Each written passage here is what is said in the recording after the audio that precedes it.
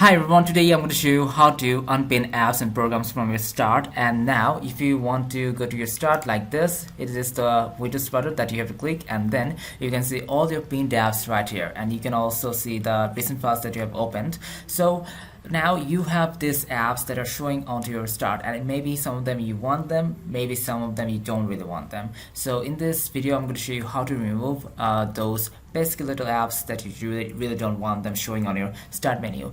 And in this case we are going to choose Microsoft Store because that's the video that you are watching right now, how to remove or unpin really Microsoft Store. So what you really have to do is right click on that app, and you can see the unpin from start option, and you have to click on there, and you can see the Microsoft Store has removed itself from the Windows Start button. And if you go to the Start button again, you can see there is no Microsoft Store anymore.